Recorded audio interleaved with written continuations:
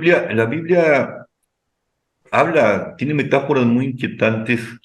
Bueno, toda la Biblia y el Nuevo Testamento también, la Biblia cristiana, palabras, metáforas que hablan de la concretud de la palabra, ¿no? Del peso específico de la palabra, ¿no? El libro de los Proverbios Ujú. tiene una imagen, un proverbio tremendo que dice, la vida y la muerte están en poder de la lengua, de Santiesteban, ¿no? Del uso que de ella hagas, tal será el fruto, ¿no? Con la lengua, Claro. con la palabra puedes matar, puedes destruir, prefigura la destrucción, o puede sanar, o puede iluminar, o puede construir a un ser humano. Es decir, depende del uso de la palabra. Es decir, la palabra no es inocente, la palabra Ujú. tiene pesos específicos, ¿no? Bueno, el Nuevo Testamento habla de que la palabra es una persona, ¿no? Se hace carne, se vuelve presencia, ¿no? La palabra es el sentido del hombre, ser del hombre. Estamos hechos de palabras, decía Octavio Paz, ¿no? Nuestro mundo está hecho de palabras, nosotros somos palabra. Es decir, y lo que hace la poesía, como lo estás diciendo, es devolver esas significaciones. Entiendo que este muchacho te vea pesimista, ¿no? En el sentido de que Ajá. lo que estás haciendo a la luz de ese uno de donde está contenido todo y que de alguna forma Ujú. ahorita lo expresas con la palabra ternura, podríamos hablar de esta palabra más manoseada que es el amor, ¿no? El amor, ese Ujú. amor caritas, que también está muy manoseado, el ágape, ¿no? Que es lo que unifica, lo que permite que se unifique. Tú estás hablando desde allí, y cuando hablas desde allí, develas la miseria de cómo nos hemos entrampado en el tiempo y en tonterías y en lo que podría llamarse la maya, dirían los orientales, ¿no? Ujú. Ujú. Ujú. En este entrampamiento que tomamos por la verdad y que nos está llevando a la causa y a la destrucción. Entonces, cuando tú señalas esto, pues él queda mirando el horror, pero no está viendo el origen de lo que denuncia ese horror, ¿no? Que es Ujú. el sentido. Digo, te sigo todo el tiempo, ¿no? Yo creo que soy Ujú. el que lee tus poemas o los Ujú. escucha, porque siempre me los compartes cada vez que está escrito uno, ¿no? Y entiendo desde dónde estás hablando, y entiendo Ujú. que rescatas una vieja, vieja y ancestral tradición que ha venido por el río de la tradición hasta nosotros. El problema es que como tu asistente, Ujú. eh, la gente ya no escucha eso. El Ruaj ya no lo escucha, ya no escucha el aliento, ya no escucha el misterio del ser, ¿no? Que pasa, Ujú. que pasa a través de la palabra. Y la poesía, como decía hace rato, se ha ido arrinconando, ¿no? A grado de que ya se vuelve casi incomprensible y cuando ilumina la realidad, te acusan de pesimismo, ¿no? Ujú. Cuando lo Fí- que, lo que se hace es desde la palabra iluminando lo que no debe de ser la palabra, lo que no es la palabra, lo que no es el sentido, ¿no? ¿Qué ha pasado, Tomás? Fíjate que yo creo que hay dos cosas. Bueno, ya hemos platicado alguna vez de eso, de pues el ruido, las cantidades de imágenes hoy en día, el empobrecimiento de la lectura en general. Es decir, sí hay un cambio de generación, así como una generación que nos quedamos alejados del cómputo, hay otra generación que se queda alejada de los libros, ¿sí? Es decir, las nuevas generaciones se distancian de los libros como tales, ¿sí?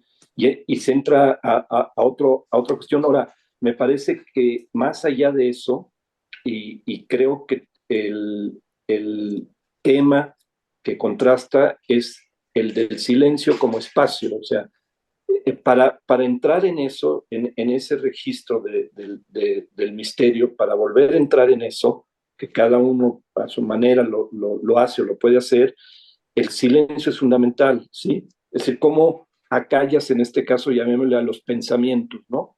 Porque cómo están ahí los pensamientos, cómo vas a callar eso.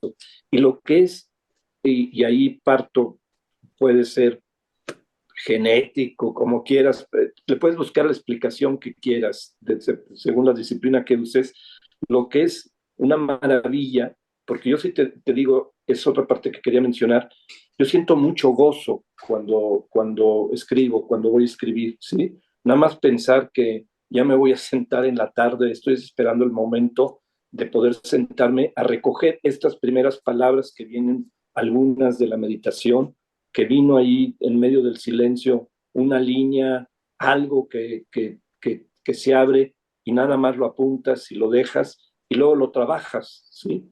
Ese hecho de trabajar y de pasarte puede ser, pues sí, ciertamente muy inútil desde cierta perspectiva. Te puedes pasar horas o días estructurando 3, 4 estrofas o 3 o 4 líneas y encontrándole esa maravilla que es, y lo sabemos, encontrándole cómo si cruzas una palabra aquí y otra, todas estas combinaciones posibles, pero sobre todo lo que viste en ese silencio, lo que percibiste en ese silencio, está dentro de esa búsqueda, o sea, ¿sí? Esa búsqueda tiene un timón, ¿sí? Esa búsqueda está guiada por, por una experiencia interna que tú la vas a traducir en palabra, ¿sí? Que le estás encontrando el sentido en las palabras. Y ahí no te puedes traicionar, me refiero, ¿sí? No te puedes traicionar. Y claro, entras en tu contexto, entras en lo que tú dices, hay palabras que ya tienen demasiado desgaste, ¿cómo las puedes poner en práctica? ¿Sí? Y que tengan y que recuperen su oxígeno, etcétera, etcétera. Entras en otro tipo de discusión. Pero yo sí creo que la poesía es innata, tú lo mencionabas al principio de la plática, es innata la condición humana, o sea, el origen al que te refieres, el origen de la memoria misma, de ir construyendo las huellas a través de las palabras. Aquí lo que habría que preguntarse, Javier, el otro día me puse a pensar, bueno, si no hubiera, a ver, y yo creo que algunos, yo creo que varios han de haber hecho ya las investigaciones al respecto, pero vale la pena traerlo aquí a nuestra plática, es cómo se vivía cuando no había fotografías, no había imágenes, ¿sí? Es decir, nosotros ya somos generaciones que construimos las representaciones en nuestro mundo con imágenes, o sea, aunque seamos las palabras, desde la fotografía, el cine, pero ¿qué pasaba cuando tú no tenías más que la pintura, por decirlo? Y ya no me refiero o sea, las primeras expresiones, ¿cómo se comunicaba todo eso? ¿Cómo estabas viviendo todo eso cuando no existía nada de fotografía, nada de reproducción visual a través de otros medios? Lo que platicábamos, que tú me decías sobre la modernidad, ¿no? Cómo los mismos instrumentos de trabajo van a modificar el quehacer del ser humano, ¿no? Es decir, van a romper una relación con la naturaleza y van a crear otra, sin calificarla si una es mejor o no. Eso no interesa, porque también eso creo que está rebasado, ¿no? Estar diciendo que una época es mejor que la otra, tanto yéndose al pasado o yéndose al futuro o al presente. Me parece que eso no es la medida, pero sí entender cuál es la condición humana en ciertas etapas, y en este caso, a mí en lo particular, el regresar a escribir el poema, al estar en la palabra, me permite de alguna manera sentir esa experiencia donde no hay un mundo de imágenes, de cine, de fotografías, etcétera. Estás nada más con la vibración del sonido. Decías tú al principio del Yadji como uno de los libros, ¿no? En este caso de la tradición Sikh. Y ciertamente el, el, creo que la música en general se acerca a todo esto, porque la vibración del sonido, aunque no sepas qué quiere decir exactamente literariamente traducido, el sonido, esa es la creencia, el sonido mismo produce un estado de conciencia particular. Si tú pronuncias así y lo repites así y lo cantas así, vas a entrar en un estado, una experiencia particular interior, ¿no? Tu estado de tu mente va a tener modificaciones, te vibras, búscale todas las explicaciones que quieras, pero va a cambiar al vibrar así, ¿sí? Y son sonidos que son palabras, ¿sí? Si tú dices Waje Guru, ¿sí? Significa el éxtasis, ¿no? Waguru significa de la oscuridad a la luz, ¿sí? Un poco lo que vendría a ser el Espíritu Santo en términos cristianos, ¿sí? Esa transmisión de conocimiento, ¿no? Por eso el guru, el maestro, como quieras traducirlo. Pero el sonido, la vibración es muy importante. Y yo creo que en la tradición cristiana tú tienes pues los cantos gregorianos, pero también las mismas oraciones, ¿no? Cuando escucha uno en arameo el Padre Nuestro, o cuando escucha esto, te vibran de manera distinta, ¿no? Es decir, esa es otra parte que yo lo veo, yo estaba pensando ahora que somos como capas geológicas todo, ¿no? Muchas capas geológicas, ¿no? Entonces tú puedes tener el Padre Nuestro cantado, mencionado en, que se supone el idioma original arameo, y luego lo tienes en español. Entonces traducido hay varias capas, ¿no? Latín, griego, no sé.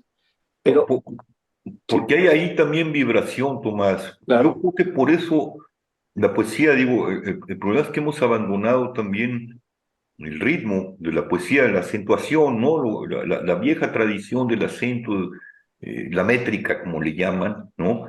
Pero allí, combinado con la metáfora, con todas las figuras retóricas, las imágenes que se producen a través de la poesía, de la meditación, hay una vibración, ¿no? Claro, Y esa vibración no llama a veces no llama a un conocimiento del orden racional, sino sí, el no es conocimiento del intelectual. orden espiritual y poético, ¿no? Por ejemplo, a veces les decía a mis alumnos, a ver, y les empezaba a recitar, ávido de mí, sitiado en mi epidermis, por un Dios innacible que me acecha, y seguía, ¿no? Ujú. ¿Entendieron?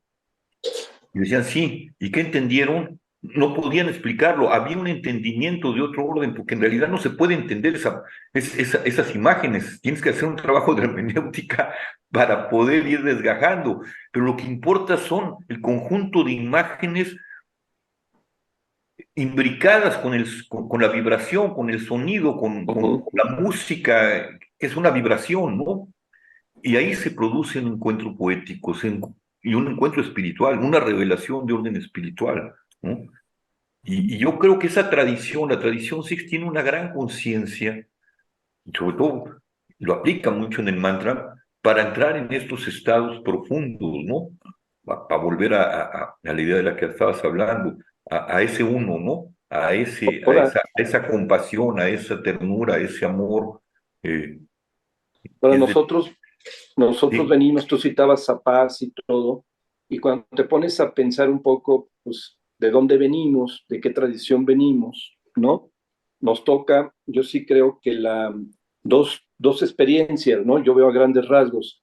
Una, la del siglo XX, que a mí me gusta mucho la reflexión de Karl Jaspers, ¿no? Sobre su libro La bomba atómica, ujú, donde habla que por primera vez la humanidad es consciente que se puede autodestruir, ¿sí? O sea, que tiene el poder de desaparecerse a sí misma, ¿no? Y que eso plantea, pues, un tema muy profundo, ¿no? En esos términos. Entonces, allí en el siglo XX yo sí creo que hay una ruptura muy profunda existencial, ¿sí? Y viene, pues, el siglo XXI como consecuencia de ese, yo no lo veo separado de ese todavía, el siglo XXI, donde esta búsqueda de la inteligencia artificial, sin calificarla, estamos muy tempranos, aunque la velocidad y el aceleramiento en la que va, ni tiempo va a dar para pensar en ella, pero todo esto es como consecuencia, desde mi perspectiva, de una de las, como un escape, ¿sí? Como un aceleramiento por tratar de encontrar el control de esa vida, de ese mundo que, que creó esta monstruosidad de guerras, por un lado, independientemente de las maravillas que hay, y que busca, ese aceleramiento que busca controlar, ya controlaron el átomo, vamos a controlar, ¿sí? El pensamiento, vamos a controlar la velocidad, vamos a controlar el destino. ¿Sí? Ahí hay hay lo que, volviendo ahí sí, tocas a los tradicionalistas, como Lanza, ¿no? Donde advertían de este usufructo del conocimiento, ¿sí? De la distancia con la contemplación en términos efectivos, en términos de cómo compartir la vida y, y en el la ruptura de la contemplación y el uso, ¿sí?, de todo lo que está, pues, para satisfacer tus deseos, ¿sí?, y multiplicar tus necesidades con deseos. Creo que el triunfo del capitalismo, al final, el gran triunfo del capitalismo es multiplicar los deseos, ¿sí? Es decir, si no hubiera la multiplicación de los deseos, no hay una sociedad de consumo. Entonces, en todo este viraje que tomó la humanidad a partir del, yo creo que de la Segunda Guerra Mundial, en todo esto en que estamos envueltos todavía, hay, por supuesto, un distanciamiento enorme, pero enorme, de la tradición poética. O sea, la poesía es, máximo que puede rescatarse, si tú quieres, es a través de la música, a través de algunas canciones, en términos de compartir, ¿no? Pero la poesía tiende, ¿sí?, a ocultarse, como tú decías, a volverse parte de un nicho, y pierde, no digo que pierda su lugar, tuvo su lugar, pero una cosa que no pierde es su capacidad de conocimiento. Así, eso es la parte más interesante, a mí me parece, Javier. O sea, la poesía es una llave de conocimiento de la experiencia humana tan relevante como puede ser la física cuántica o puede ser todas estas búsquedas del espacio a través de los telescopios, etcétera. Tú lo decías al principio bien sobre la palabra en sí misma, qué produce la palabra, la encarnación de la palabra. Y a mí me parece que la poesía es el núcleo de la palabra y convoca a una experiencia de conocimiento que tiene una gran ventaja, caramba, ¿sí? Que su capacidad de destrucción es mínima, ¿sí? Es mínima. Su capacidad de destrucción es mínima y convoca a un conocimiento profundo de qué diablos es la vida en el buen sentido de la palabra, ¿no? A mí me parece que esa parte que hay que rescatarla, hay que registrarla, hay que volverle a dar su lugar a la poesía en ese sentido y no convertirse únicamente y no porque no tenga valor, tiene mucho valor en términos de la parte emotiva, en términos de la parte revolucionaria que tuvo en cierta época, todo el bagaje que tiene el abanico. Yo le llamo el abanico de la pronunciación, ¿sí? Es decir, el abanico enorme de la pronunciación.